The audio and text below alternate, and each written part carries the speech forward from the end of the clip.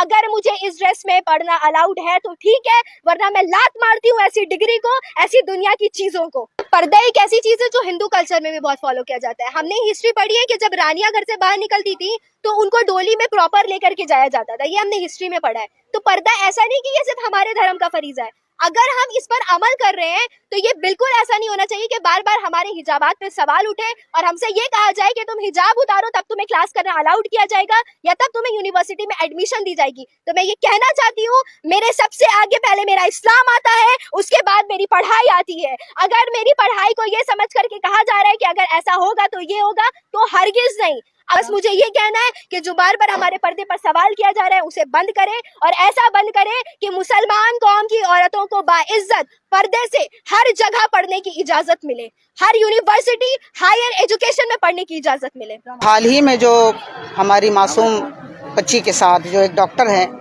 जो इज्जत से वो स्टेज पर अपना सम्मान लेने जा रही थी और बिहार के जो सीएम हैं नीतीश कुमार जी ने उनके साथ अपमान किया, उनके हिजाब को अपने हाथों से हटाया और बल्कि उनके पूरे कमेटी के लोगों ने किया, ये बहुत अच्छा किया। तो आप समझ सकते हैं कि कोई भी धर्म हो, चाहे वो मुस्लिम हो, हिंदू हो, सिख हो, ईसाई हो, ये पर्दा उसके लिए एक बहुत ही बड़ा पावरफुल होता है कि वो अपने जो है लिबास का और अपने जिस्म का वो हिफाजत करती है। ठीक है, इसको किसी को भी अधिकार नहीं है कि वो उससे छेड़छाड़ करे।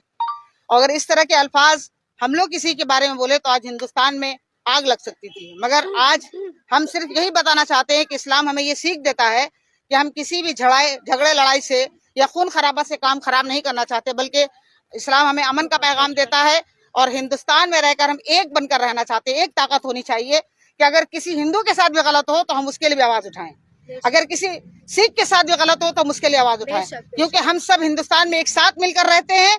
और सरकार को खुसूसियत के साथ तालीम की तरफ ध्यान देना चाहिए, हॉस्पिटल की तरफ ध्यान देना चाहिए, अच्छी सोसाइटी में जहां पर गरीब जिनको भूख से मर रहे हैं, कंबल नहीं है, जिनको घर नहीं है, उसकी तरफ तवज्जो देना चाहिए।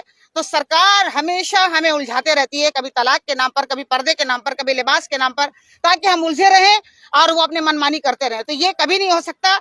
अगर ये नहीं रुकेगा तो हिंदुस्तान की सारी औरतें सड़क पर आएंगी, और औरत अगर अब ठान लेती कुछ भी कर सकती है। इसलिए हमें चाहिए कि इंसाफ चाहिए, और नीतीश कुमार माफी मांगे, ये कोई बहुत बड़ी बात नहीं है। माफी मांगना, माफी मांगने से ही इंसान नहीं सुधर जाता है। वो अमल करके दिखाएं कि वो हमारा सपोर्ट करते, वो सीएम है, वो हम नहीं चाहते कि हम उनका अपमान करें, मगर वो हमारा अपमान करते रहते हैं।